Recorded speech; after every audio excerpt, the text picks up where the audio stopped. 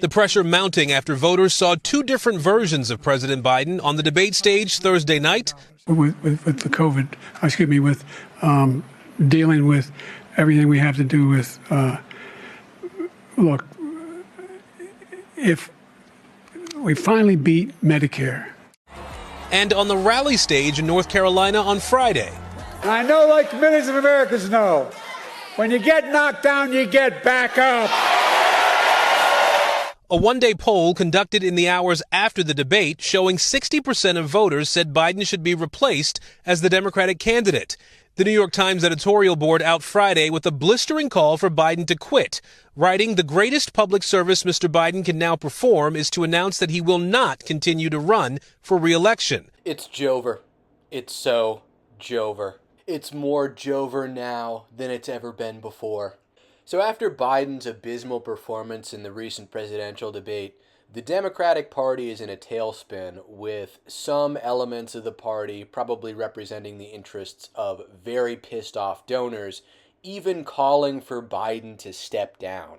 Really only the Obama contingent within the Democratic Party seems interested in lying to people's faces and continuing to try to defend the president by attempting to play this off as a one-off bad debate. So my former boss, Barack Obama, my boss before Joe Biden, that is, tweeted on Friday about the debate, where he basically acknowledged bad debates happen. I know, personally. And he does, because his first debate in 2012, when he was running for re-election, was bad. He still went on to win the presidency.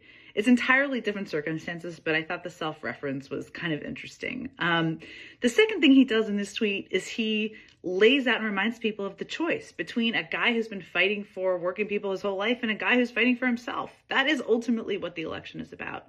And the third thing he does in the tweet is remind people that it's not just about one bad debate performance. It's a similar message to the one, by the way, that Governor Gavin Newsom has been using and others. I think it's pretty effective messaging for people who want to stick by Joe Biden. A lot of people are. Obama's obviously a significant player in the party. Gavin Newsom is a significant player in the party. It needs to be a lot more than that. Obviously, you need the American people, the majority of them, to vote for you.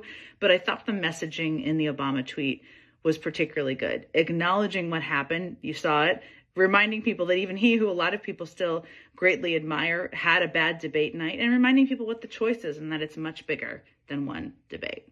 This woman is so slick and on point with her messaging. She never stops spinning.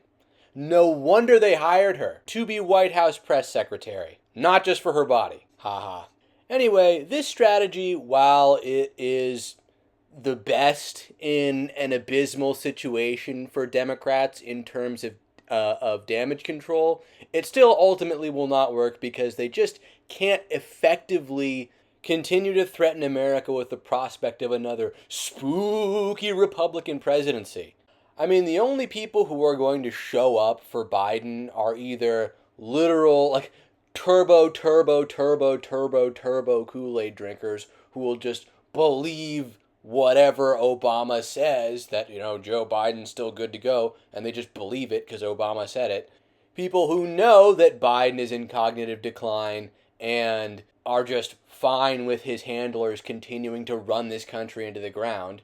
And finally, people who are literally just absolutely still suffering with Trump derangement syndrome. And there are a lot of those people out there, don't get me wrong, but it's just not enough to pull a real coalition together. Nobody in this country actually wants a senile person in office.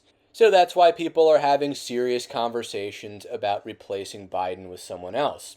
But let's see a quick video of how American voters are reacting to this situation. It's no longer the conversation, I guess, for like lesser of two evils for me. It's more of like both of these candidates don't feel like viable options. Watching the debate yesterday, you have one that lies and you had one that could barely even bring a whole coherent sentence together. And I think that we're in a really bad place when it comes to our presidential options. I thought Biden is the better choice, but he seemed very old. He seemed a lot older than he is, and I think that's going to be kind of tough for people to get over. Another reminder of why I can't stand Democrats. These people grind my gears. I don't even know who they think would be a good option. These people just have worms for brains. He was kind of shaky, and he was having a hard time finishing his sentences and losing his train of thought. And someone that's in charge like that, you want them to be 100% sharp. If I was ever thinking of voting for Biden, I'm sure I would have changed it based upon last night's performance, just because our country needs somebody who's with it. It was really hard to watch. Like, I wanted to turn it off almost immediately, but I somehow powered through. My wife was not as strong. She left the room because she couldn't take it. My reaction was just a lot of sadness.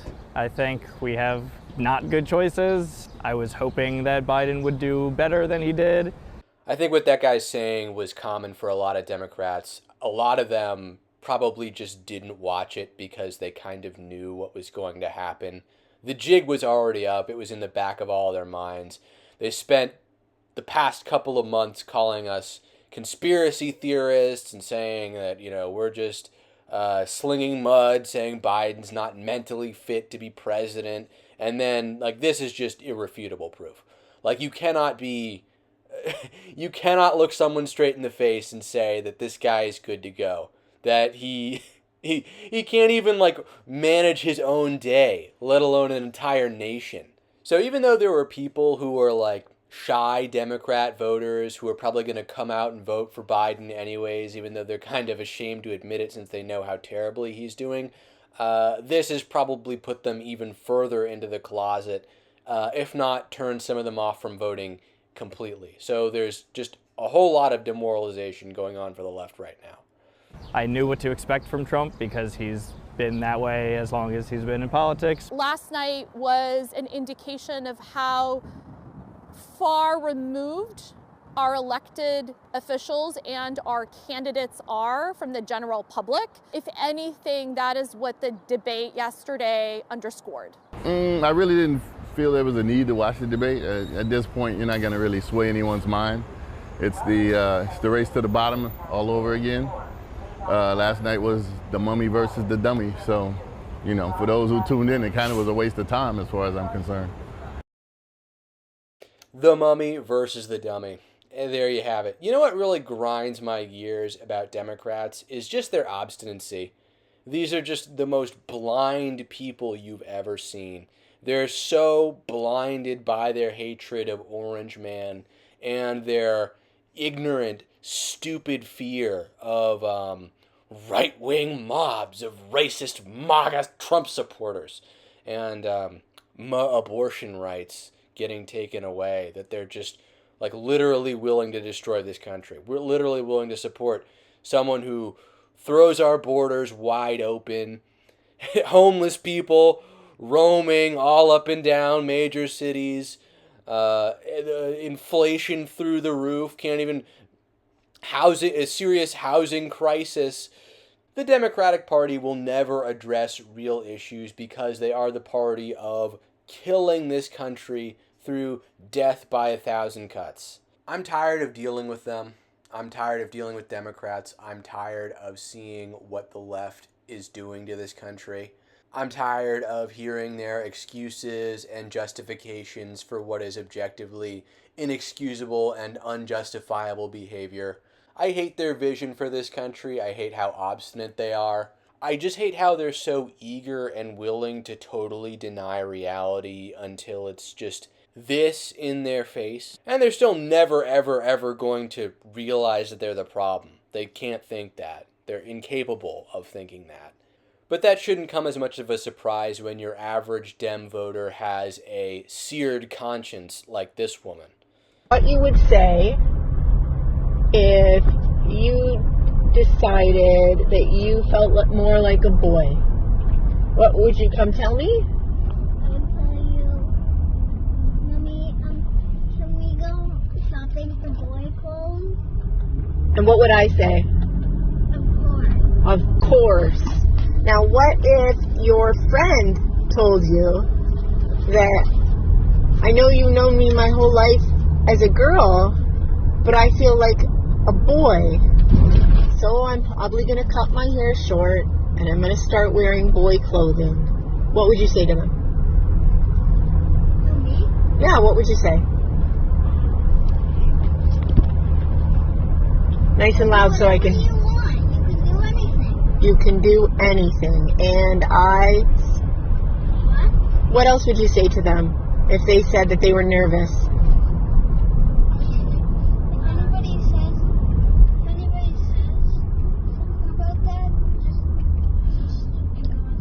Right. And I support you. I support you. Exactly right. Because everybody deserves to be happy and lead their authentic life, right? Yeah. Not even 1% of Americans identify as transgender, and this woman still feels the need to have this conversation with her kid, and of course post it on social media for clout. Remember this video whenever someone tries to tell you that this is not social contagion. A lot of people don't understand this about liberal parents, and I don't mean generally left-leaning parents, because there's a difference between some idiots who live in a rural, more or less rural part of a state and vote Dem, and actual progressive parents. Liberal parents allow their kids to be degenerates, and whenever they're like crossing boundaries or whatever, they don't stop them, and their kids grow up to be little monsters. But progressive parents raise their children to be activists. The standard of being a good, morally upstanding, forward-thinking person for progressives is being some sort of activist for a minority group, be it a racial or ethnic minority group, sexual minority group, in this case, rainbow spectrum, or, not so much a minority, but sometimes also ecological activism. Like one of those three things. Pick your poison. And if you have a child that's raised to be an ally, and they get this messaging reinforced at home, in school, and on social media as well, and transgenderism or coming out generally is equated with people being their authentic selves their whole lives, what sort of path in life do you think they're going to take? There are external pressures, there are external influences. This is not, oh, now the stigma's gone, so everyone's just coming out of the closet. Like, no, this lady is clearly wants her kid to be trans. Hi, I'm Eliana, a recovering cis person, and I'm here to tell you all about trans. Trans is a brand new medicine by the creators of queer. If you're feeling sick with the sisses, then just take trans. It'll scare the sisses right away. People will say, wow, I don't know what gender that person is, but I'm weirdly attracted to them and I don't know what that makes me. They'll also be saying, wow, I really don't know how to feel about my own gender identity after seeing them being so confident. What does that mean? So try trans today. I have no idea who would be attracted to that individual, but people like this also do enjoy causing quote-unquote confusion in others. Like they enjoy, they struggle with their own identities, and then they also get a thrill or a rush out of getting other people to struggle with theirs or be confused about what they're seeing for a moment. It's really sick. And of course, this is sort of an example of one of the pipelines you can fall down online as an impressionable young person, where you're just you see conditions like this exalted and elevated, and people get all this adulation for acting this way. Leftist apologists are like, it's super hard to be trans in real life. It's clearly not a choice. Why would anyone choose to do this? Bro, social media. Come on. They're getting positive feedback and reinforcement from someone. Look, I don't even believe in evolution, but you really want me to believe this evolutionary dead end of a psychological condition, which causes you to want to modify your body in a way that you effectively sterilize yourself, is just sprouting up all over the West because suddenly there's no more stigma about it anymore, and they have safe spaces to be themselves. No, clearly social contagion. Anyway, that's it for this video. I hope you enjoyed it. Quick impromptu video. I have to do a video every 48 hours or YouTube gives me a spanking. I also have been wanting to do more long-form content and things like that where I can just ramble about things that are on my mind for extended periods of time, maybe do streams or something like that. Just talk about obscure subjects and politics. But anyway, that's it for this video, and Red Channels will catch you in the next one.